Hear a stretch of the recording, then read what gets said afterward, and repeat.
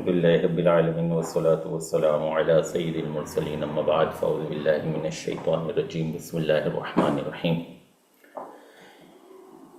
جی آواز بتائیے گا، کلیئر آ رہی ہے؟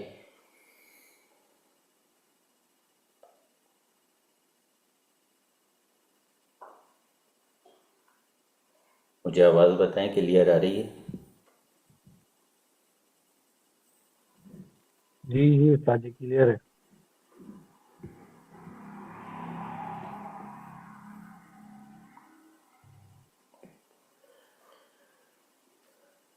اچھا جی، استاد صاحب تشریف لے آئے ہیں۔ استاد صاحب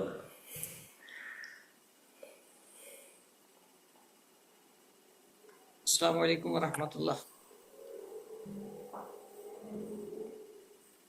وعلیکم السلام ورحمۃ اللہ۔ بس ایک منٹ میں کیمرہ آن کر لوں پھر آپ کے ساتھ۔ آپ نے ریکارڈنگ آن تو نہیں کی عمران بھائی؟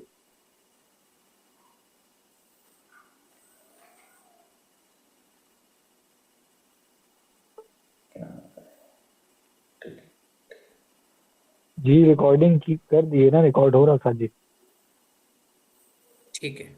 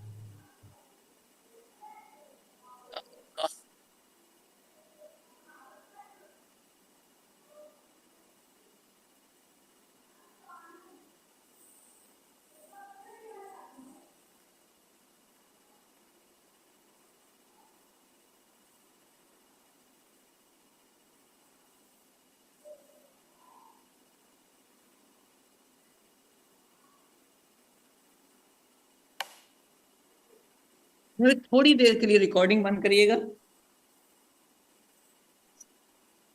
میں دوبارہ شروع کرواتا ہوں۔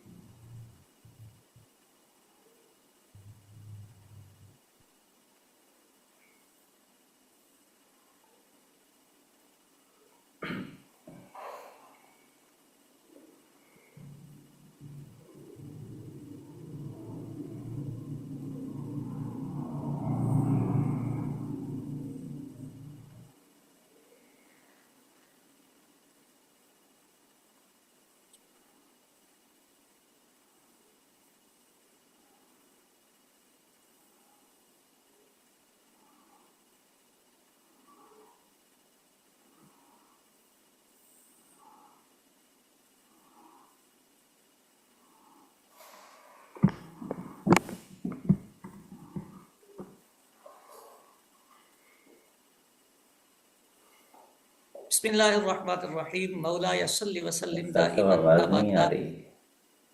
علی حبیبک خیر الخلق کلہم یا رب بالمصطفیٰ بلغ مقاصدنا واغفر لنا ما مضى یا واسع الکرم۔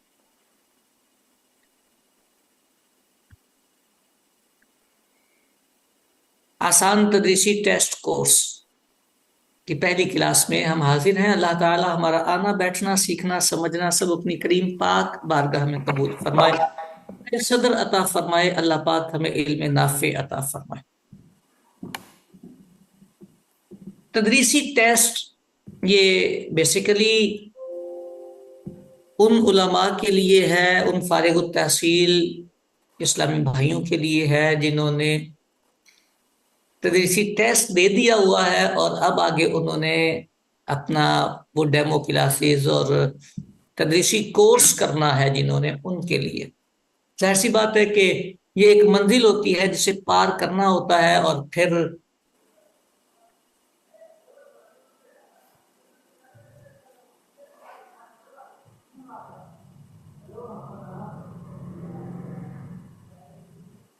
میری آواز آ رہی ہے نا؟ جی آ رہی ہے۔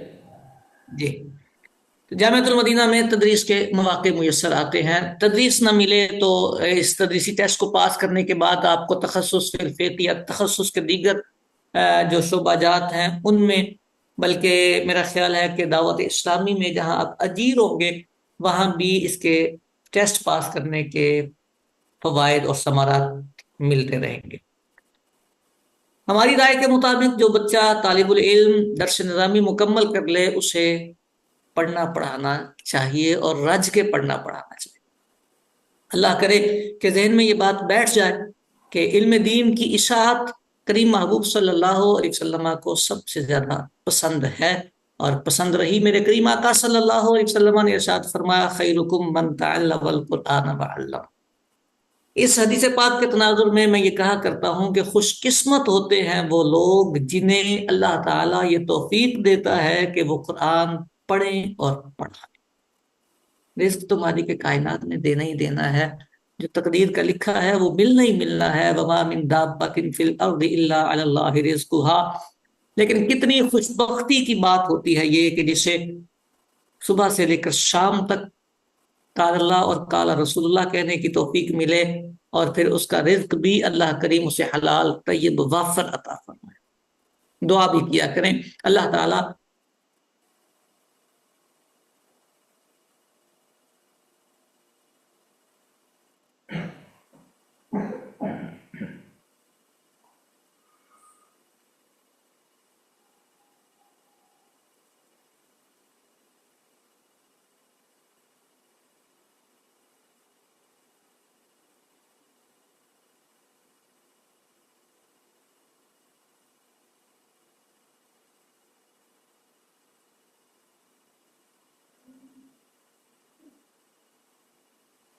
تو سب آپ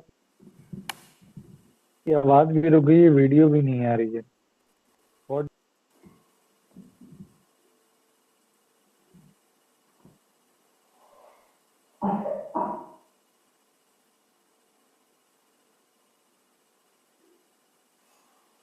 سب کہیں چلے تو نہیں گئے؟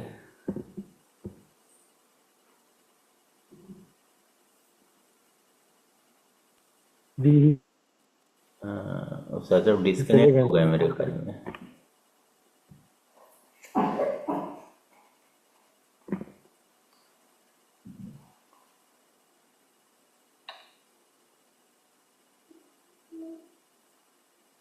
السلام علیکم ورحمۃ اللہ وبرکاتہ۔ استاد صاحب آپ شاید ڈسکنیکٹ ہو گئے،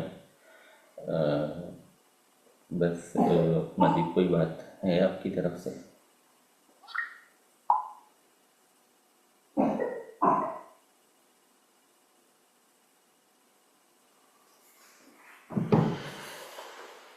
اچھا جی، میرے خیال میں استاد صاحب کا انتظار نہیں کرتے فی الحال، شاید وہاں کوئی نیٹ کا یا ہو سکتا ہے لائٹ کا ایشو آیا ہوگا۔ میری آواز کلیئر آ رہی ہے؟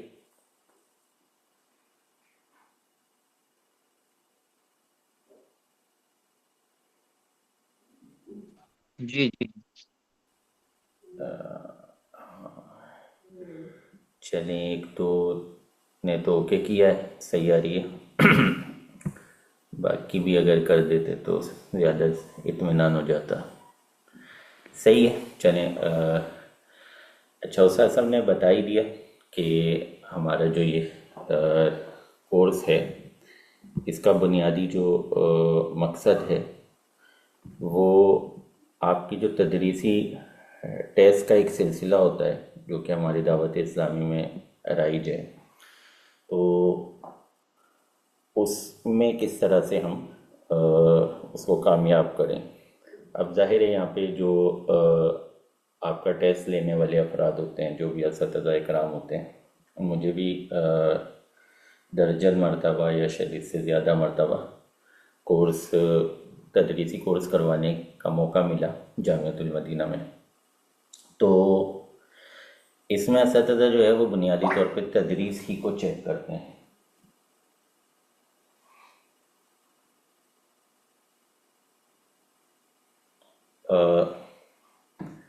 اس کو جو ہے بنیادی طور پہ تدریس ہی کو چیک کرتے ہیں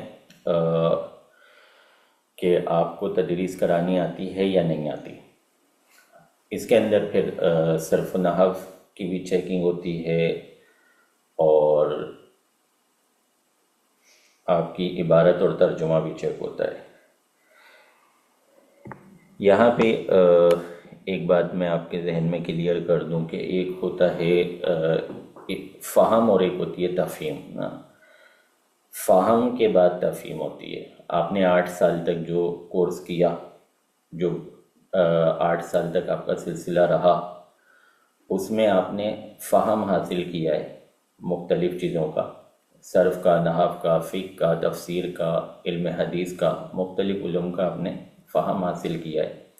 تو فہم جو ہے ایک الگ کوالٹی ہے اور تفہیم ایک الگ کوالٹی ہے۔ ایک بات آپ کو سمجھ آ گئی، آپ نے آگے دوسروں کو کس طرح سمجھانی ہے، دوسروں کو سمجھانے کا انداز کیا ہوگا۔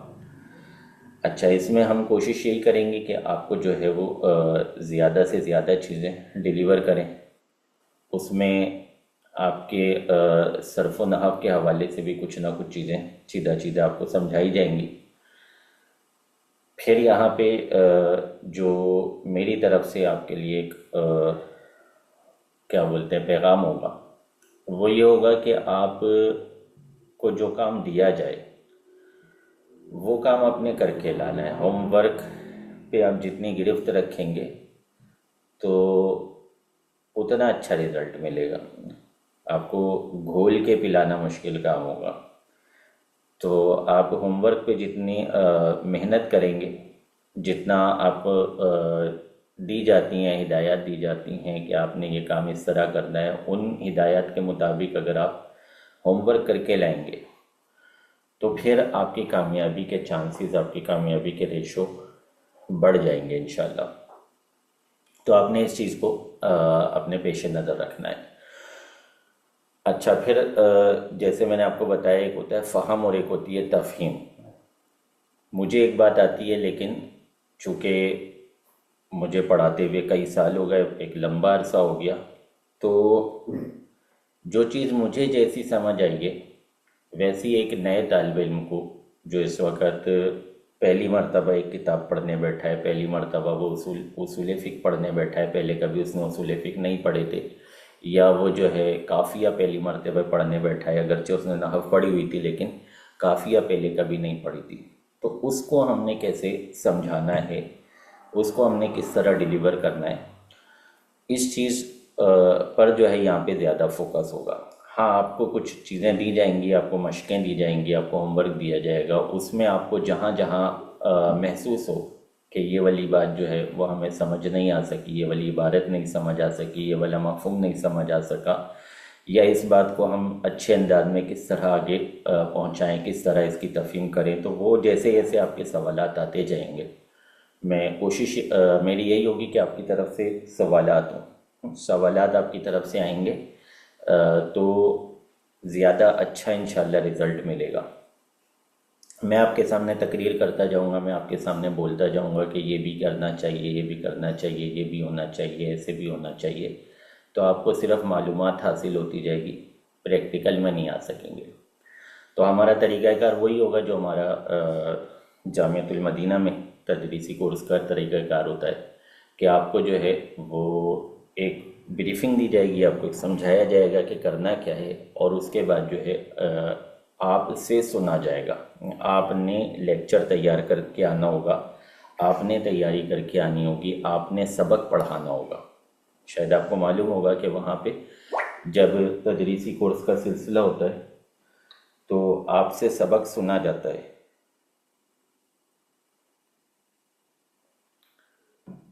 معلوم ہے نا، وہاں پہ آپ سے تدریس کروائی جاتی ہے۔ یہ بات کس کس کو معلوم ہے کہ جو ہمارا تدریسی ٹیسٹ ہوتا ہے، اس کے اندر جو ٹیسٹ میں شرکت کرنے والے افراد ہوتے ہیں ان کو لیکچر دیے جاتے ہیں، اور انہوں نے وہ لیکچر آ کے باقاعدہ دینے ہوتے ہیں اپنے اس سیشن میں جہاں پہ ان کے کلاس فیلوز بھی موجود ہوتے ہیں اور اساتذہ میں سے بھی کچھ لوگ موجود ہوتے ہیں۔ ایک کو معلوم ہے، فراز کو معلوم ہے، میرے خیال میں ماشاءاللہ 11 اس وقت موجود ہیں، گروپ میں تو 50 سے زیادہ ہیں، اور ایک نے بتایا کہ مجھے یہ بات معلوم ہے۔ اچھا جی، ایک اور بتا رہے ہیں کہ ہمیں بھی معلوم ہے۔ چلیں، تو یہی ہم نے یہاں پر بھی سلسلہ رکھنا ہے کہ آپ کو جو ہے ہم لیکچرز دیں گے، اور لیکچرز جو ہے آپ نے تیار کرنے ہوں گے، لیکچرز کو آپ نے جو ہے وہ ریڈی کرنا ہوگا، اور اس میں جو ہے آپ نے صرف کا بھی خیال کرنا ہوگا، نحو کا بھی خیال کرنا ہوگا۔ بیسک کیا ہوگا؟ تفہیم۔ اصل چیز کیا ہوتی ہے؟ تفہیم، کہ آپ نے سمجھانا کیا ہے، کیونکہ آپ کے پاس جو طالب علم پڑھنے کے لیے آتے ہیں وہ نہ تو آپ سے ترجمہ سننے آتے ہیں، نہ آپ سے عبارت سننے آتے ہیں۔ ان کا بنیادی مقصد عبارت اور ترجمہ نہیں ہوتا، ضمناً یہ چیزیں بالکل کام آتی ہیں، لیکن ان کا اصل مقصد کیا ہوتا ہے کہ آپ ان کو سمجھا دیں کہ آپ مثال کے طور پہ ربا کا باب ہے تو ربا کیا چیز ہے، ربا میں حرمت کے کون سے اسباب ہیں، ان اسباب کو آپ کیسے طالب علم کے ذہن میں بٹھائیں گے کہ یہ سبب ہے، فلاں شے میں ہے، فلاں شے میں نہیں ہے۔ ہر چیز میں وہ جو سبب ربا ہے وہ پایا جاتا ہے، ایسا نہیں ہے۔ یہ کس طرح آپ ان کو ڈیلیور کریں گے؟ تو وہ یہ سمجھنے آئے نا، ربا کا معنی سود ہوتا ہے، انہیں پتہ ہے ربا کو ربا پڑھا جاتا ہے، تلفظ بھی آتا ہے انہیں اس کا، ان کو جو اس کا معنی بھی آتا ہے، سود ہوتا ہے اس کا معنی، لیکن وہ کیا ہے، کہاں ہوتا ہے، کیسے ہوتا ہے، کن چیزوں میں ہوتا ہے، کن چیزوں میں نہیں ہوتا، کیوں ہوتا ہے، جن چیزوں میں ہوتا ہے ان میں کیوں ہوتا ہے، اور جن میں نہیں ہوتا ان میں کیوں نہیں ہوتا، یہ چیزیں استاد نے سمجھانی ہوتی ہیں۔ مطلق اور مقید کا بیان ہوگا تو وہاں پہ اس کو طالب علم کو مطلق اور مقید کا تلفظ بھی آتا ہوگا جنرلی، اور اس کا مطلب بھی لغوی اعتبار سے معلوم ہوگا۔ آپ نے یہ سمجھانا ہوگا کہ مطلق اور مقید جو ہے یہ بیسیکلی کیا چیز ہے، تاکہ وہ اگر کسی کتاب میں کوئی لفظ دیکھتا ہے، کوئی اسم دیکھتا ہے، کوئی ورڈ دیکھتا ہے، تو اس کو پتہ چل جائے کہ یہ جو میں نے لفظ دیکھا ہے یہ مطلق ہے یا مقید ہے۔ ہر لفظ پہ تو ظاہر ہے وہ آپ سے بھی نہیں پوچھے گا، نہ آپ اس کو ہر لفظ پہ لکھ کے دیں گے کہ یہ پہلا لفظ مطلق ہے، دوسرا مقید ہے، پھر تیسرا مطلق ہے، چوتھا مقید ہے۔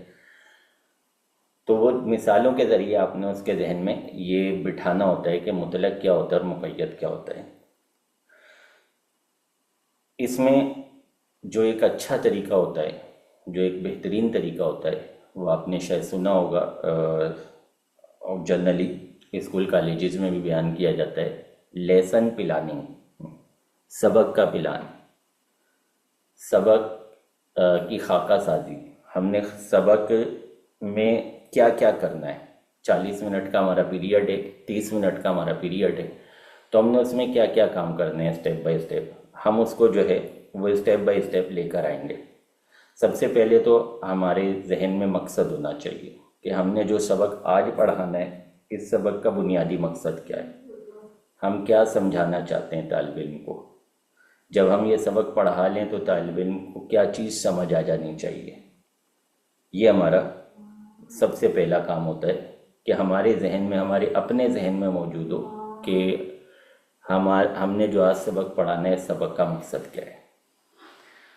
اور اس کے بعد جو ہے اگلا اسٹیپ یہ ہوتا ہے کہ اس سبق کے اندر جو چیزہ مشکل باتیں ہیں، جو باتیں ہمیں لگتا ہے کہ اس کو سمجھنا تھوڑا سا طالب علم کے لیے دشوار ہوگا، مشکل ہوگا، تو وہ چیزیں جو ہیں وہ اس کو پہلے ابتدائی طور پہ سمجھا دی جائیں گی۔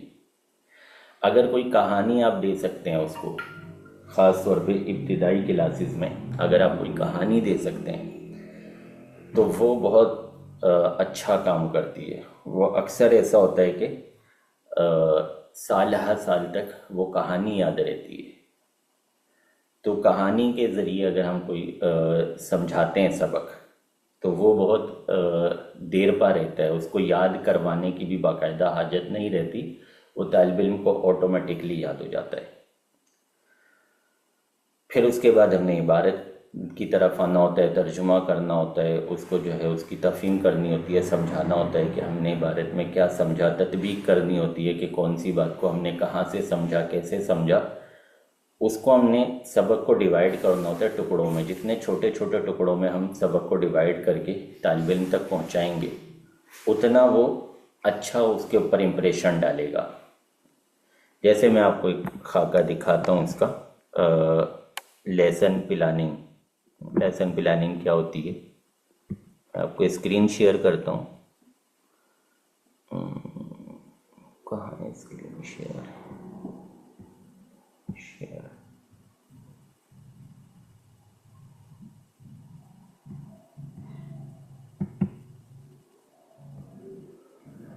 جی شیئر ہو رہی ہے آپ کے پاس اسکرین؟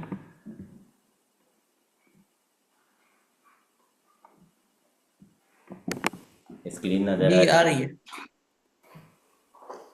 دیکھیں یہ ہے سبق کی منصوبہ بندی. سے ہم نے کیا کرنا ہوتا ہے اس میں.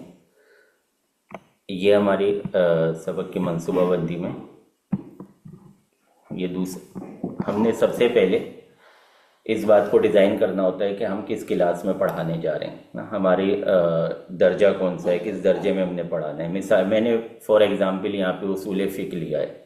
اصول فقہ کا ہم پہلا سبق لے کے اس کو ڈیزائن کرنے کی کوشش کر رہے ہیں کہ اس میں کیا کیا چیزیں ہیں. اصول فقہ آ گیا، اس کے بعد جو ہے ہم نے سبق لے لیا. سبق جو ہے خاص عام آ گیا. مقصد پہلے ہم نے مقصد لینا ہے. اس میں مقصد ہم نے سمجھانا کیا ہے. سبق کے اندر نا ہم نے یہاں پہ اصول سمجھانا ہے. خاص کیا ہوتا ہے، کس چیز کو خاص کہا جاتا ہے، خاص کس مفہوم کا نام ہے، خاص سے ہمارے ذہن میں کیا چیز آنی چاہیے. پھر اگلا اسٹیپ ہوتا ہے سبق کی تفہیم ہم نے کیسے کرنی ہے. تشخیص. یہ اس کے بعد آپ آگے آ جائیں. اب ان کی ہم تفصیل پر چلے جاتے ہیں کہ ہماری تفصیل آ گئی کہ مقصد سبق ہمارے پاس کیا ہوگا. جیسے میں نے آپ کو مثال دی، خاص کا سبق ہم نے پڑھنا ہے، خاص اور عام کا. تو ہم نے اس کا مقصد بنایا خاص کی پہچان اور اس کا حکم. یعنی جب طالب علم اس سبق کو پڑھ لے تو وہ خاص کو پہچان سکے کسی بھی عبارت کے اندر کہ اس کے اندر کون سا لفظ خاص ہے اور اس میں کیا چیز خاص ہے، اور اس کا حکم اس کو سمجھ آ سکے کہ اس خاص کا حکم کیا ہے. اس کے بعد جو ہے یہ ہمارا مقصد ہو گیا. ہم نے اس مقصد پہ ہی پورا سبق پڑھانا ہے. جب ہم خاص عام کا سبق پڑھائیں گے تو ہم نے اس مقصد کو اپنے ذہن سامنے رکھنا ہے کہ ہم نے اس کو دینا کیا ہے. اس کے بعد آ جاتا ہے ہم پچھلے سبق سے اس کو کیا چیز لے کر یہاں پہ اس کے سامنے رکھ سکتے ہیں، کیونکہ پچھلی معلومات بیس پر اس کو نئی معلومات دینا آسان ہوتا ہے. مثال کے طور پہ وہ نحو پہلے سے پڑھ کے آیا ہے. جنرلی ہمارے یہاں یہی ہوتا ہے، اصول فقہ پڑھنے والا پڑھ کے آیا ہوا ہوتا ہے نحو کو. تو ہم نحوی اعتبار سے اس سے پوچھ لیتے ہیں کہ جی معرفہ اور نکرہ کے بارے میں آپ کیا جانتے ہیں. معرفہ اور نکرہ میں آپ کیا فرق کر سکتے ہیں، آپ فرق کر کے بتائیں. معرفہ اور نکرہ کو الگ الگ کیسے کیا جاتا ہے، کیسے پہچانا جاتا ہے کہ یہ لفظ معرفہ ہے یا نکرہ ہے. اب جب ہم اس طرح کی اس سے کوشچن کریں گے، سوالات کریں گے، تو ہم نے یہیں سے اس کو پھر بتانا ہے کہ جو معرفہ کی حیثیت ہے اس سے ملتی جلتی ہی خاص کی حیثیت ہوتی ہے، اور جو نکرہ کی حیثیت ہے اس سے ملتی جلتی ہی عام کی حیثیت ہوتی ہے. تو یہ ہم پچھلے علم کے ذریعے، پریویس نالج کے ذریعے جو ہے اس کو اگلی بات پہنچا رہے ہیں. استاد صاحب کوئی بات کرنا چاہتے ہیں تو کر لیں. نہیں قبلہ، آپ کا تسلسل اچھا چل رہا ہے، آپ مکمل کر دیں. چلیں تو اس کے بعد جو ہے پھر ہمارے آگے اگلا اسٹیپ ہوتا ہے تدریسی مواد، ہے نا. مواد میں دیکھیں، مواد میں مختلف چیزیں آ جاتی ہیں. کتاب بھی آپ کے مواد میں شامل ہے. اصول شاشی ہم نے پڑھانی ہے تو یہ کہ بنیادی مواد ہے ہمارا. تختہ سیاہ اگر آپ بورڈ کا استعمال کریں ان کاموں کے لیے، طلبہ کو سمجھانے کے لیے، تو اس میں بھی جو ہے وہ فائدہ ہوتا ہے.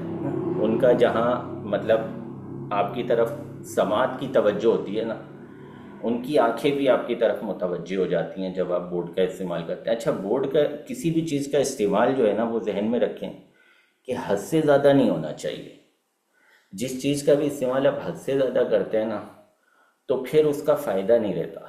اس میں نقصان آنا شروع ہو جاتا ہے۔ اگر آپ مسلسل بولتے رہیں گے، درمیان میں کوئی وقفہ نہیں دیں گے، طالب علم کو کوئی ریلیکس نہیں دیں گے، اس کو بولنے کا موقع نہیں دیں گے، اس کو اپنی بات پوچھنے کا موقع نہیں دیں گے، تو آہستہ آہستہ یا تو وہ بور ہو جائے گا، آپ کی بات سننا چھوڑ دے گا، یا پھر یہ ہوگا کہ وہ تھک کے جو ہے مطلب اونگنے کی طرف چلا جائے گا، اونگنے لگے گا یا سونے لگ جائے گا، بوجھل ہو جائے گا وہ۔ اسی طرح بعض اساتذہ کے بارے میں پتہ چلا کہ میرے اپنے ایک شاگرد ہیں جو اب تو خیر سینئر استاد ہیں، تو ان کے بارے میں مجھے ان کے طالب علم نے بتایا کہ وہ بورڈ کا استعمال بڑی کثرت سے کرتے ہیں، اتنی کثرت سے کرتے ہیں کہ پورا بورڈ بھر دیتے ہیں پیریڈ کے اندر، پورا بورڈ A to Z بھر دیتے ہیں، پھر اس کو صاف کرتے ہیں، پھر دوبارہ بھر دیتے ہیں، پھر صاف کرتے ہیں، پھر دو تین مرتبہ پورا بورڈ بھر دیتے ہیں۔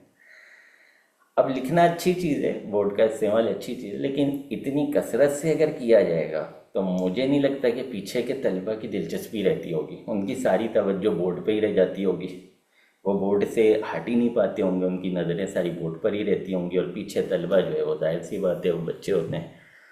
تو بورڈ کا استعمال بالکل کریں، گاہے بگاہے کریں، اس میں جو ہے آپ اس پہ بھی توجہ رکھیں کہ میں نے کتنا اس کا استعمال کرنا ہے، حد سے زیادہ نہ کریں۔ اگر تصویریں اور چارٹ آپ کو مل جاتے ہیں کسی چیز میں تو فبیہا بہت اچھی چیز ہے، اس کا بھی استعمال کریں۔ آپ نے دیکھا ہوگا نحو کا نقشہ ملتا ہے، صرف کا نقشہ ملتا ہے، اصول فقہ کا نقشہ بھی مل جاتا ہے، منطق کا نقشہ مل جاتا ہے، تو خاص طور پہ ابتدائی درجات میں ان نقشوں کا استعمال بھی کیا جا سکتا ہے، کہانی یا مثالیں۔ اب جیسے میں نے ابھی بات آپ سے شروع کی ہے خاص اور عام کی، چلیں اسی کی ایک چھوٹی سی کہانی بنا لیتے ہیں۔ مثال کے طور پہ میں نے کہا کہ جی ہماری جامعہ میں سے ایک طالب علم کو بلا کے لے آؤ نا، میں نے آپ میں سے کسی کو کہا، بولا بھائی علی حسن جامعہ میں سے کسی طالب علم کو بلا کے لے آؤ، تو یہ کیا ہے؟ عام۔ آپ کسی کو بھی بلا کے لے آئیں گے، چاہے وہ اولا کا ہو، چاہے ثانیہ کا ہو، چاہے ثالثہ کا ہو، چاہے رابعہ کا ہو، کسی بھی درجے کا ہو، جامعہ کا طالب علم ہوگا تو آپ نے میرے کہے پر عمل کر لیا، آپ نے جو بات آپ کو کہی گئی تھی وہ پوری کر دی۔ لیکن اگر میں اس کو یوں کہتا ہوں کہ ثالثہ کے کسی طالب علم کو بلا کے لے آؤ، اب وہ جو عموم تھا اس عموم میں کچھ خصوص آ گیا، اب وہ عام ویسا نہ رہا جیسا پہلے تھا نا۔ پہلے ہم نے کہا تھا کہ کسی طالب علم کو بلا لاؤ جامعہ کے، ثالثہ کی تقیید نہیں تھی، ثالثہ کی تخصیص نہیں تھی، ثالثہ کی تعیین نہیں تھی۔ یہ تین اصطلاحیں میں نے آپ کے سامنے استعمال کر دی۔ تعیین کی اصطلاح جو ہے وہ عام طور پہ فقہ میں استعمال ہوتی ہے، تخصیص کی اصطلاح جو ہے وہ عام طور پہ اصول فقہ میں استعمال ہوتی ہے، تقیید کی اصطلاح جو ہے وہ نحو اور بلاغت دونوں میں استعمال ہوتی ہے۔ تو اب میں نے جب کہا کہ بھئی ثالثہ کے طالب علم کو لاؤ، تو یہ اس طرح کی تعمیم نہ رہی جو پہلے تھی، تعمیم اب بھی ہے، ثالثہ کے کسی بھی طالب علم کو آپ بلا دیں گے تو بات پوری ہو جائے گی۔ اب اگر میں کہتا ہوں کہ بھائی ثالثہ کے نور المجتبیٰ کو بلا لاؤ، ثالثہ کے نور المجتبیٰ کو بلا لاؤ، اب یہ ہو گیا اخص الخاص، یہ ہو گیا اخص الخاص۔ اب اسی بندے کو بلانا پڑے گا، اسی بندے کو لے کر آنا پڑے گا، کسی اور دوسرے کو لانے سے کام نہیں چلے گا۔ آپ کسی اور کو بلا کے لے آئیں گے، کسی اور کلاس کے طالب علم کو بلا لیں گے، کسی اور نام والے کو بلا لیں گے، تو آپ کی بات پوری نہیں ہوگی۔ یہی وہ خاص ہے کہ جس کی اصول فقہ میں بحث کی جاتی ہے۔ باقی جو تھے پیچھے والے وہ اگرچہ خاص کی کیٹیگری میں لے لیے جاتے ہیں ازروئے تذکرے کے، لیکن بنیادی طور پہ ان کو خاص مانا نہیں جاتا۔ اچھا، یہ میٹنگ ختم ہوگی تو ہم دوبارہ اسی لنک سے جوائن ہوں گے۔ ابھی انڈیکیشن آ گیا کہ میٹنگ ختم ہونے والی ہے، تو میٹنگ ختم ہوتی ہے تو دوبارہ اسی لنک سے واپس آئیں گے۔ تو یوں مطلب ایک کہانی کی صورت میں آپ لے کر آئیں، اگر کسی سبق میں آپ کہانی لے کر آتے ہیں نا تو یہ ان کو یاد رہ جاتی ہے، ان کو آپ کو رٹا نہیں لگوانا پڑتا نا۔ اس کے بعد اچھا میں آپ کو چلا رہا تھا لیسن پلاننگ پہ، ہم چلے گئے اصول فقہ پہ لیسن پلاننگ سمجھاتے سمجھاتے. اصل میں نے مثال آپ کے لیے اصول فقہ کو بنایا ہے لیسن پلاننگ کو سمجھانے کے لیے کہ لیسن پلاننگ ہے کیا. اس کے بعد آ جاتے ہیں ہم ٹیچنگ میتھڈ پہ.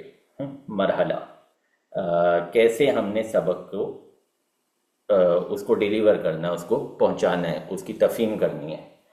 اس میں سبق کا تعارف آئے گا. آج ہم سبق میں کیا کیا پڑھیں گے، اہم نکات، جیسے میں نے آپ کو شروع میں بھی بتایا کہ اس میں وہ الفاظ جو اس طالب علم کی سماعت سے ابھی تک نہیں گزرے، نئے الفاظ ہوں گے جو اس کے لیے، جو اصطلاحی الفاظ ہوں گے، پہلے ان کو کلیئر کر لیا جائے. اس کے بعد تیسرے نمبر پہ آپ عبارت اور ترجمے میں چلے جائیں. عبارت اور ترجمے میں کوشش کریں کہ عبارت اور ترجمہ جو ہے وہ ایک دوسرے سے میچ کرتا ہو. عبارت اور ترجمہ میچنگ والا ہونا چاہیے. عبارت میں جو ہے آپ نے اگر کسی کو حال بنایا ہے تو ترجمے میں بھی محسوس ہونا چاہیے کہ وہ حال بنائے. عبارت میں اگر آپ نے کسی کو مفعول فی بنایا ہے تو ترجمے میں بھی پتہ چلنا چاہیے کہ آپ نے مفعول فی بنایا ہے، تاکہ طالب علم جو آپ سے سننے آیا ہے، جو آپ سے سیکھنے آیا ہے، وہ آپ کی عبارت اور ترجمے سے بھی چیزوں کو سیکھتا جائے گا. اس سے بھی اس کو سمجھ آتا جائے گا کہ استاد جی جو ہے وہ ترکیب کیا کر رہے ہیں. عبارت کی ترکیب استاد صاحب نے کیا کیا، آپ نے بیان نہیں کی ترکیب، آپ نے اپنا وقت بچا لیا، ترکیب اس کے سامنے بیان نہیں کی، لیکن ترجمہ اس انداز میں کیا کہ اس کو ترکیب بھی سمجھ آ گئی. تو یہ بہترین انداز ہوتا ہے. یہ پریکٹس کر کے آپ یہاں تک پہنچتے ہیں. ورنہ جنرلی ہوتا یہ کہ ہم نے عبارت کہیں سے پڑھنی ہوتی ہے، ترجمہ کہیں سے کرنا ہوتا ہے، تفہیم کہیں سے کرنی ہوتی ہے، مطلب کوئی آپس میں چیزوں کا ربط نہیں ہوتا. طالب علم جب بعد میں حلقے کے اندر بیٹھتا ہے تو پھر وہ کنفیوز ہو رہا ہوتا ہے کہ ہو کیا رہا ہے میرے ساتھ نا. اس کی سمجھ نہیں آتا کہ بھائی کرنا کیا ہے میں نے. ایسے جا رہے ہیں کچھ.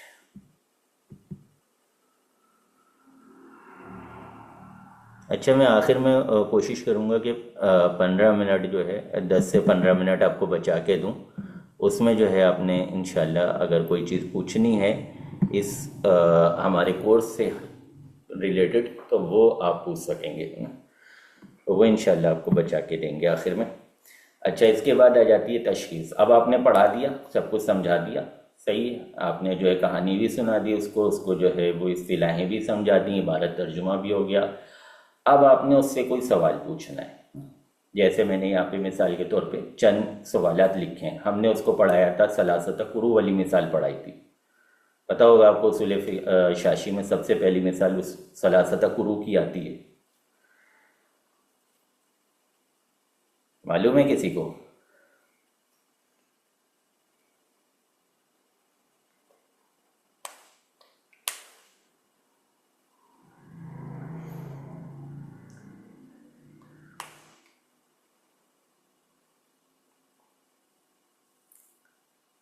جواب نہیں آ رہا. ایک جواب آیا ہے.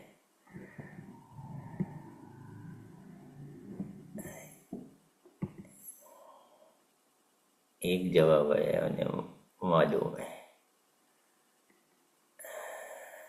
ہاں جی ایک اور بول رہے ہیں، انہیں بھی معلوم ہے. صحیح ہے جی. چلو 2 کو تو معلوم ہے نا، اللہ نے چاہا تو باقیوں کو بھی معلوم ہو جائے گا.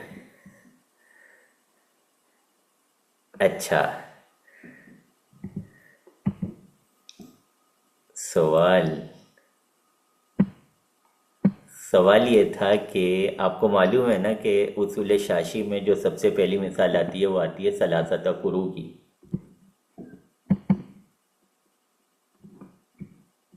کس کو شوق چڑھا ہے بھائی کیڑے مکوڑے بنانے کا کہ بچہ آ گیا ہماری کلاس میں؟ مزہ نہیں آ رہا، دل نہیں لگ رہا سبق میں. حالانکہ میں سبق تو نہیں پڑھا رہا.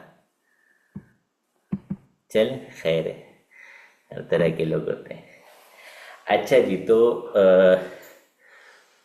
اب جو ہے ہم نے اس میں طلبہ سے ہم مختلف سوال پوچھ سکتے ہیں، جس کے ذریعے ہمیں پتہ چلے گا طلبہ کو ہمارا پڑھایا ہوا سبق سمجھ آیا یا نہیں آیا۔ ہم پوچھ لیتے ہیں جی، جو مثال میں نے پڑھائی تھی یتربصن بانفسہن ثلاثۃ قروء، اس آیت مبارکہ کے اندر وہ کون سا لفظ ہے جس کو ہم خاص کہہ رہے ہیں؟ اتنی دیر سے ہم خاص کی آپ کو بحث پڑھاتے رہے، تو اس عبارت کے اندر، اس آیت مبارکہ کے اندر لفظ خاص کون سا ہے؟ یا پھر ہم جو ہے یہ سوال کر سکتے ہیں ثلاثہ پر عمل کس طرح ہو سکتا ہے؟ ثلاثہ پر عمل کرنے کی کون سی صورت ہے؟ کیونکہ شوافع نے بھی اس آیت مبارکہ سے ایک حکم اخذ کیا ہے اور احناف نے بھی اخذ کیا ہے، تو اب ثلاثہ پر عمل کس صورت میں ہو سکتا ہے؟ حیض والے معنی لینے کی صورت میں ہوگا یا طہر والے معنی؟ تو ثلاثہ پر عمل کس طرح ممکن ہے؟ یہ سوال پوچھ سکتے ہیں۔ شوافع ثلاثہ پر کیوں عمل کرتے ہیں؟ یہ سوال پوچھ سکتے ہیں۔ ہم یہ ساری باتیں اس کو بتا چکے ہوں گے پہلے سبق کے اندر، عبارت ترجمے کے اندر ہم یہ سب باتیں اس کو سمجھا چکے ہوں گے۔ یہ ایسا نہیں ہے کہ ہم نے سمجھائی نہیں تھی اور ہم اس کی بلا وجہ جو ہے اس سے آزمائش میں ڈال رہے ہیں۔ یہ باتیں ہم سمجھا چکے ہیں، اب ہم اس کو کوشچن آنسر کر کے پکا کر رہے ہیں کہ جو ہم نے سمجھایا وہ اس کی سمجھ آ گیا یا نہیں آیا۔ اچھا، اس کے بعد جو ہے اگلا اسٹیپ آ جاتا ہے لیسن پلاننگ کے اندر، سبق کو مختصر انداز میں اب دہرا دیں۔ صحیح، آپ نے سارے کام کر لیے، سب کام ہو گئے، آپ مقصد کے مطابق چلے۔ اچھا، یہاں خیر ابھی وہ میں آپ کو تدریس نہیں سکھا رہا، ابھی تو میرا مقصود جو ہے وہ آپ کو وہ جو ٹیسٹ ہے اس کو کیسے کلیئر کرنا ہے وہ سمجھانا ہے نا۔ تدریس کا جو کورس ہوگا نا وہ بہت لمبا ہو جائے گا، تو تدریس کا کورس اللہ نے چاہا اگر آپ لوگوں کی طرف سے کوئی مطالبہ آیا تو انشاءاللہ وہ بھی شروع کریں گے۔ اس میں وہ زیادہ ٹائم کا ہوگا، وہ 1 مہینے کا نہیں ہوگا، اس میں زیادہ ٹائم لگے گا۔ اس میں آپ لوگوں کو زیادہ ہوم ورک دیا جائے گا اور زیادہ اس میں آپ کو تیاری کر کے آنی پڑے گی، اور اس میں انشاءاللہ پھر باقاعدہ تدریس کیسے کرنی ہے وہ سکھایا جائے گا۔ یہاں پہ کیونکہ اس کا تعلق ہے تدریس سے، تدریسی ٹیسٹ کا تعلق تدریس سے ہی ہے، تو تدریس کی بھی کچھ باتیں ظاہر سی باتیں یہاں پہ کرنی ہیں۔ بہرحال یہ کافی لمبی بات ہو جائے گی۔ اس کے بعد جو ہے اینڈ میں ہم نے کیا کرنا ہے، اب ہم نے دینا ہے ہوم ورک۔ صحیح ہے، طالب علم کو ہم نے دینا ہے ہوم ورک۔ ہم نے سبق سارا پڑھا دیا، اب ہم اس کو دیں گے ہوم ورک۔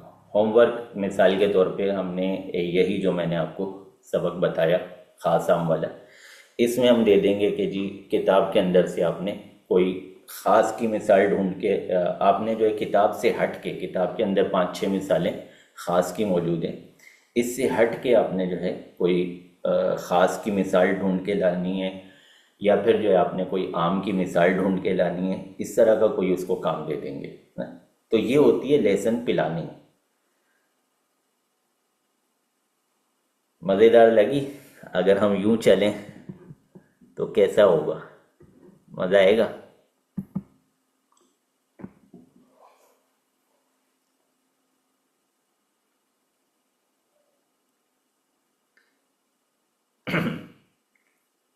اچھا، یہ لیسن پلاننگ والی فائل جو ہے نا، یہ انشاءاللہ شیئر کروں گا، لیکن یہ شاید پیڈ گروپ میں ہی شیئر ہو سکے گی نا، استاد صاحب سے بھی مشورہ کر لوں گا، تو یہ انشاءاللہ شیئر کر دیں گے۔ اس کے علاوہ اور بھی چیزیں دیکھتے ہیں شیئر کرنے کی۔ میں نے جو ہے وہ فائلیں تو تیار کی ہوئی تھیں مختلف، یہ آپ کو شاید اسکرین نظر آ رہی ہوگی۔ دروس البلاغہ کی بھی ہے، مرکات کی بھی ہے، کافیہ کی بھی ہے، قدوری کی بھی ہے، کافی ساری فائلیں یہاں پہ تیار کی ہوئی ہیں۔ اچھا، جو لوگ کل بھی ہوں گے نا، کل تو انشاءاللہ صرف وہی ہوں گے جو پیڈ گروپ والے ہیں۔ اچھا، میرا ٹائم پورا ہو گیا، اس کو میں دوبارہ اسٹارٹ کر رہا ہوں۔ صحیح ہے، آپ لوگ بھی دوبارہ اسٹارٹ کر لیں، میں دوبارہ اسٹارٹ کرنے جا رہا ہوں میٹنگ کو۔ Welcome back.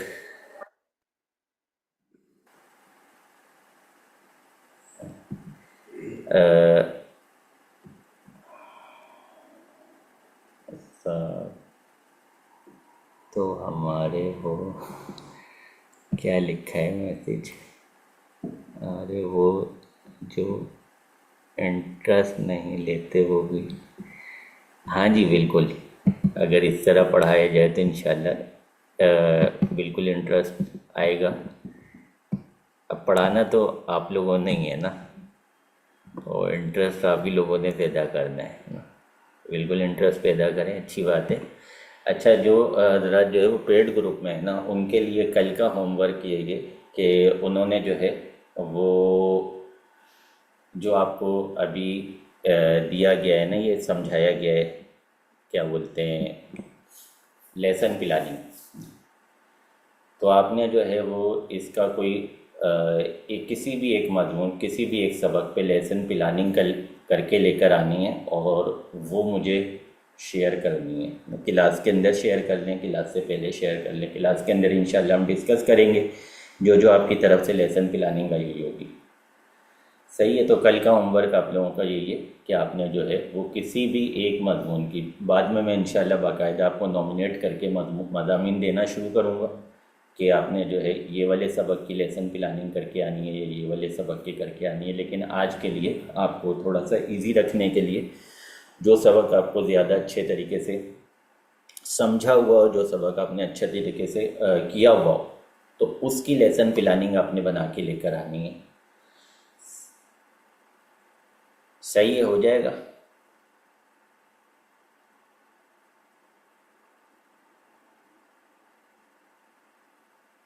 اب یہ بھی نہیں ہوا پیڈ والے ہیں کون کون، اس میں پیڈ والے ہیں بھی یا نہیں ہیں.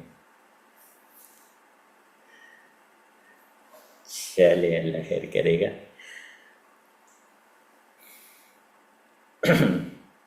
ویسے تدریسی کورس بھی ایک ہونا چاہیے نا، کیا رہے ہے آپ لوگوں کی؟ ابھی تو بچے بھی ماشاء اللہ ہمارے پاس 8 ہی بچے ہیں. میرا ارادہ ہے، نیت ہے میری کہ میں ایک تدریسی کورس بھی ڈیزائن کروں آگے چل کے.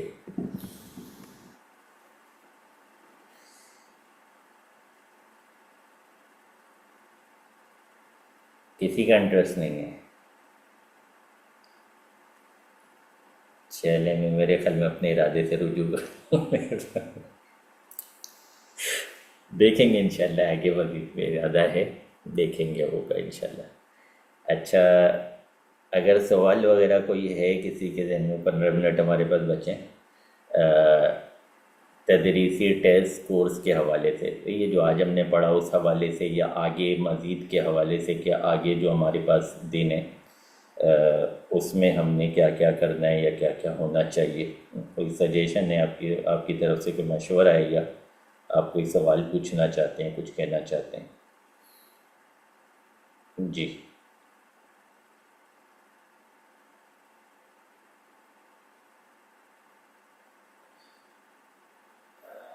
مائک تو الاؤ ہے نا میرے خیال میں، مائک الاؤ کا مسئلہ تو نہیں ہے.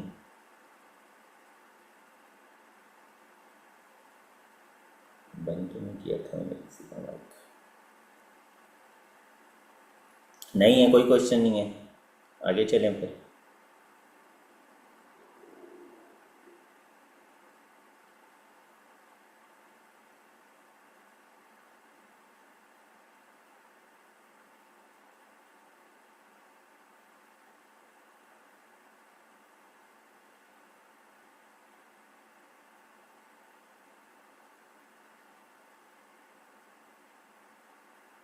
کوشچن تو میرے خیال میں آپ لوگوں کے پاس کوئی نہیں ہے.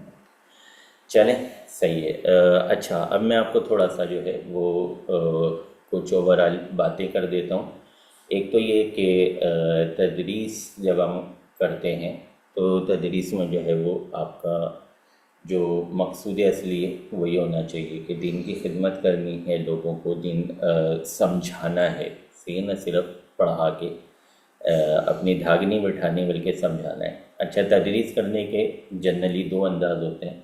ایک یہ ہوتا ہے کہ آپ اس طرح باروب انداز میں اپنا سبق پڑھائیں کہ جس میں کسی کی ہمت نہ ہو آپ سے سوال کرنے کی. اس طرح کے اساتذہ بھی آپ کو ملے ہوں گے دور طالب علم میں، کہ جن کے سامنے سوال نہیں کر پاتے. تو جب سوال نہیں کر پائے گا نا طالب علم، تو اس کا نتیجہ یہ ہوگا کہ وہ سیکھ بھی نہیں پائے گا، کما حق کو نہیں سیکھ پائے گا. اگر وہ سوال کر سکتا ہے آپ کے سامنے، اگر وہ آپ سے پوچھ سکتا ہے، اس کو آپ اتنی دیتے ہیں گنجائش کہ وہ آپ سے پوچھ سکے، تو پھر اس کو زیادہ سمجھ آتا ہے۔ آپ کے لیے مشکل بڑھ جاتی ہے، پڑھانے والے کے لیے اس میں مشکل بڑھ جاتی ہے، کیونکہ وہ کہیں سے بھی کوئی بھی کسی بھی جہت سے کوئی سوال پوچھ سکتا ہے، ہو سکتا ہے کہ اس جہت کی طرف پڑھانے والے کی توجہ نہ ہو، لیکن آپ ضرور وقتی طور پہ پھنسیں گے، لیکن اس کا نتیجہ یہ ہوگا کہ آپ کا جو طالب علم ہے وہ آپ سے بہت زیادہ سیٹسفائی ہوگا اور بہت کچھ سیکھے گا، بہت زیادہ سیکھے گا وہ۔ اگر آپ صرف اپنی تقریر کر کے چلے جائیں گے تو ہو سکتا ہے جب وہ طالب علم حلقے میں بیٹھے، رات کو دہرائی کے لیے بیٹھے، تو ہو سکتا ہے کہ آپ کی تقریر میں سے جو ہے وہ 50% بھول چکا ہو نا، اس کو کئی جگہ پہ پریشانی کا سامنا ہو رہا ہو، کئی جگہ دشواری کا سامنا ہو رہا ہو کہ یہ چیز سمجھ نہیں آئی، یہ والی عبارت نہیں سمجھ آ رہی، اس میں کیا ہوا تھا یاد نہیں آ رہا، سمجھ نہیں آ رہا۔ وہ سمجھ اس لیے نہیں آ رہا کہ آپ نے اس کو سمجھنے کا بہت زیادہ موقع نہیں دیا۔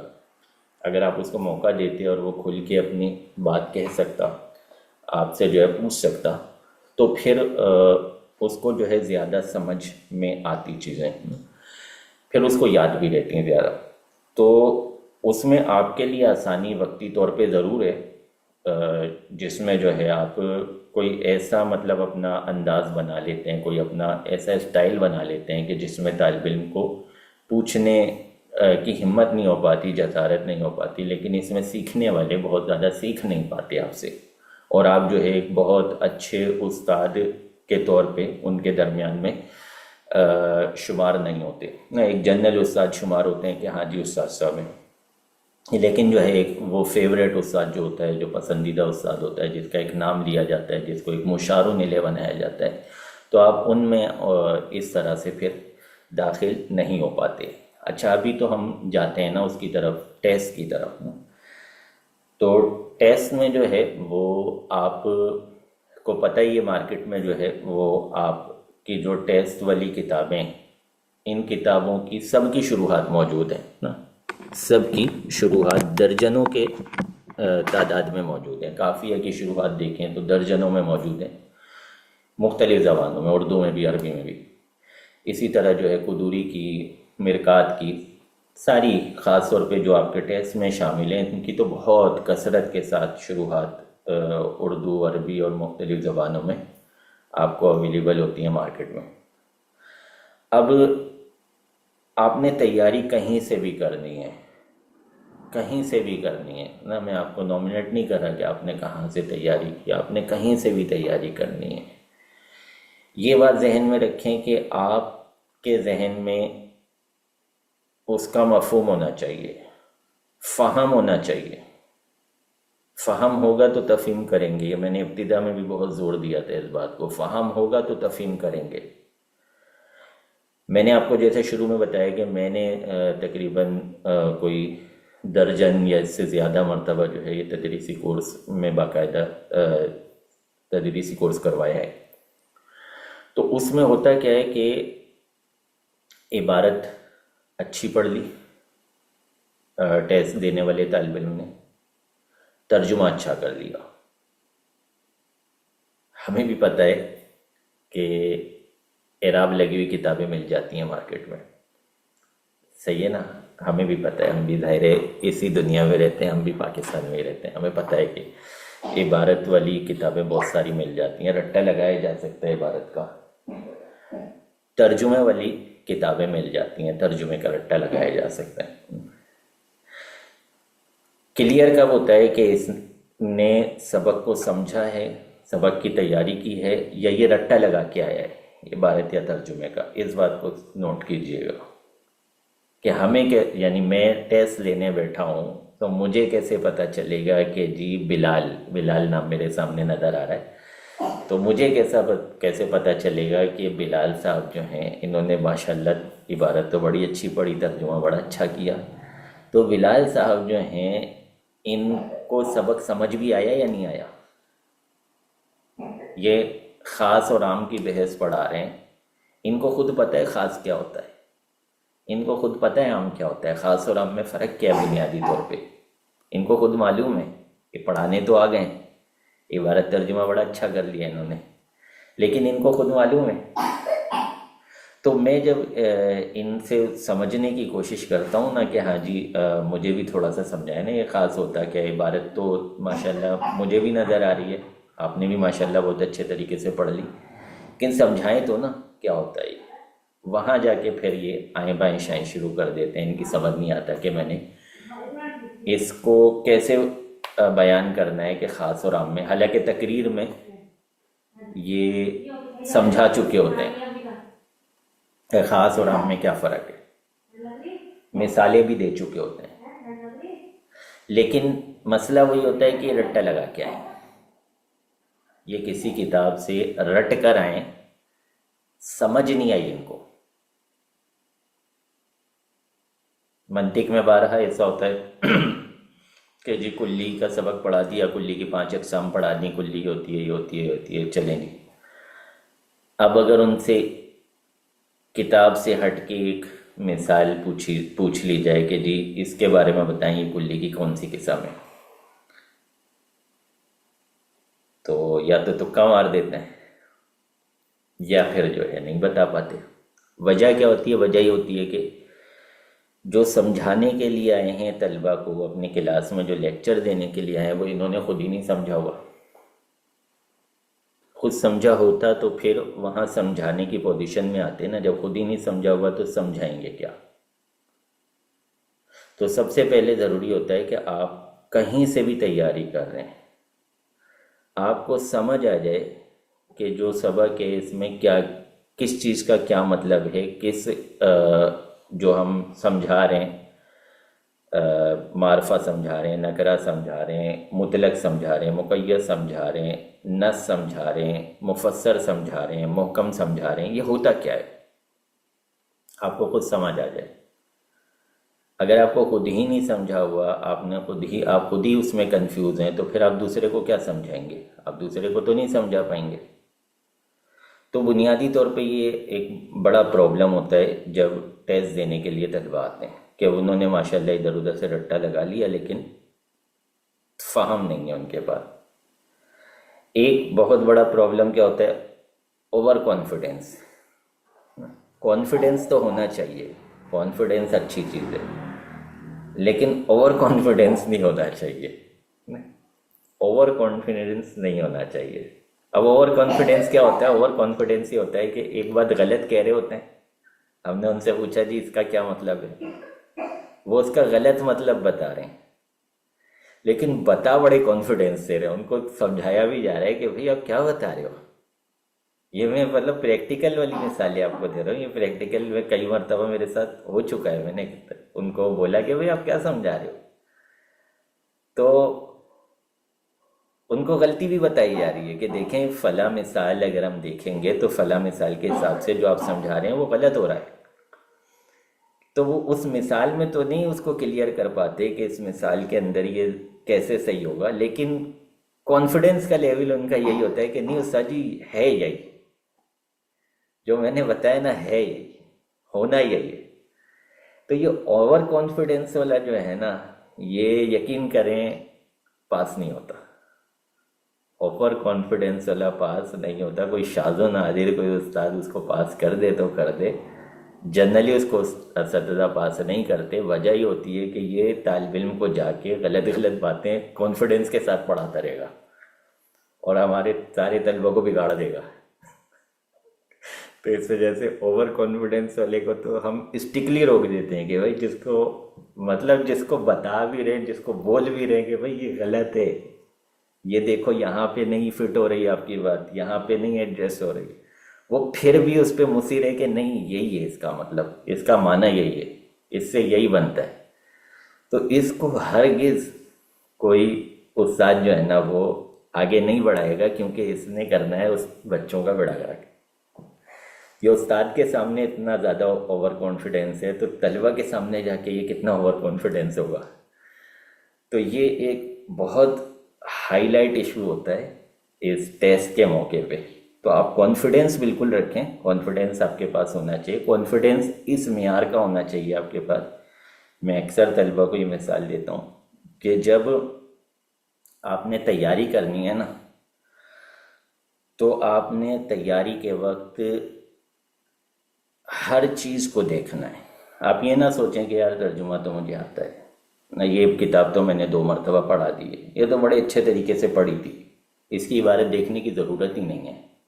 نہیں، آپ کسی چیز پہ سیٹسفائنگ، جیسے اپنے بائک اسٹارٹ کرنی ہے نا، بائک آپ نے بائک پہ جانا ہے مثال کے طور پہ اپنے گھر سے ایئرپورٹ، تو آپ رات کو جو ہے بائک کے سارے پرزے چیک کریں گے، اس کا پیٹرول چیک کریں گے، بھائی پیٹرول پورا ہے، اس کے پرزے وغیرہ سیٹ ہیں، کوئی پرابلم تو نہیں ہے اس میں، کیونکہ آپ نے صبح جب جانا ہے نا تو آپ نے ابھی سے تیاری رکھنی ہے. تو اسی طرح سبق کی آپ نے مکمل ہر چیز کو دوبارہ ری چیک کرنا ہے، جیسے آپ بائک کو ری چیک کر رہے ہوتے ہیں جانے سے پہلے. اور جب آپ نے بائک اسٹارٹ کر دی نا، اب آپ نے کنفیوز نہیں ہونا. جو لوگ بائک چلاتے ہیں وہ اس بات کو اچھے طریقے سے، میں نہیں چلاتا مجھے ڈر لگتا ہے صحیح، لیکن جو چلاتے ہیں ان کو اچھے طریقے سے اندازہ ہوگا کہ جب آپ نے مطلب اسٹارٹ کر دی نا، اب آپ نے کانفیڈینس کے ساتھ چلانی ہے. اگر اب آپ ڈسٹرب ہوئے نا تو وہ ٹھک جائے گی. صحیح ہے. تو اسی طرح پڑھانے سے پہلے جو ہے اپنے تیاری کرتے ہوئے کانفیڈینس کی طرف نہیں جانا، تیاری بھرپور کرنی ہے، ایک ایک لفظ دیکھنا ہے، ایک ایک عبارت دیکھنی ہے، ایک ایک صیغہ دیکھنا ہے، سب کچھ دیکھنا ہے. اچھا، ایک تیسری چیز بھی یہاں پہ بتا دوں، باتیں بہت ساری ہیں بتانے والی، لیکن وہ انشاءاللہ ابھی تو ہمارے پاس بہت ٹائم ہے نا، 30 دن ہے، انشاءاللہ بتاتے رہیں گے ایسا ایسا. ایک بات اور بتا دوں کہ جب ہم حاشیے یا شرح کا استعمال کرتے ہیں نا کسی بھی کتاب کے لیے، کسی بھی کتاب کے لیے اوورآل، تو ہمیں اس کا صرف اتنا استعمال کرنا ہوتا ہے طالب علم کے سامنے، جو ہم سے پڑھنے آیا اس کے سامنے، جتنے میں اس کی متن کی عبارت حل ہو جائے، جتنے میں اس کی متن کی عبارت حل ہو جائے، اتنا ہم نے حاشیہ یا کسی بھی شرح کا استعمال کرنا ہوتا ہے. بہت زیادہ ڈیپلی نہیں جانا ہوتا. اس کو آپ یوں سمجھ لیں کہ آپ جو ہے آپ کے پاس مثال کے طور پر مہران کار ہے، یا چلیں بائک کی مثال لے لیتے ہیں، ہم لوگ غریب لوگ ہیں، بائکیں وہ لے ہیں، بائک کی مثال لے لیتے ہیں. آپ کے پاس جو ہے وہ 50 ہے، 50 بھی ایک بائک ہوتی ہے نا، میرے ایسے بوڑھے لوگ وہ استعمال کرتے ہیں، اور 50 ہے آپ کے پاس. 50 کے اندر اگر آپ انجن لگا دیتے ہیں 150 کا، تو بتائیں کیا ہوگا؟ دھماکہ ہی ہوگا نا. یہ تو نہیں ہوگا کہ وہ اڑنے لگ جائے گی، تیز چلنے لگ جائے گی. تو جو طالب علم آپ کے پاس ثالثہ کا بیٹھا ہوا ہے، رابعہ کا بیٹھا ہوا ہے، خامسہ کا بیٹھا ہوا ہے، اس کو اگر آپ بہت زیادہ اوور بتائیں گے، بہت زیادہ چیزیں بتانا شروع کر دیں گے، بڑی بڑی شروحات اور بڑے بڑے حاشیے جو ہے اس کے سامنے حل کرنے بیٹھیں گے، تو نتیجہ ہوگا 0. اس کو متن بھی نہیں سمجھ آئے گا، اس کو جو اصل سمجھانا تھا وہ اس سے بھی رہ جائے گا. وجہ کیا ہوئی؟ آپ نے 50 کے اندر 150 کا انجن لگا دیا، اب ٹھوکنا تو لازمی ہے، وہ بیچارہ گیا کام سے. تو صرف اتنا حاشیہ یا اتنی شرح استعمال کریں کسی بھی کتاب کو پڑھانے کے لیے طالب علم کو، جتنی سے اس کا جو متن ہے، اس کی جو اصل عبارت ہے وہ حل ہو جاتی ہے. بس آج کے لیے یہیں تک رکھتے ہیں. سوالات تو آپ لوگوں نے پوچھے نہیں، پھر انشاءاللہ کل ملاقات ہوگی. دعاؤں میں یاد رکھیے گا. السلام علیکم ورحمۃ اللہ وبرکاتہ.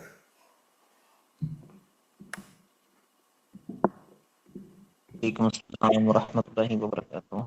استاد محترم، جزاک اللہ خیرہ. آمین.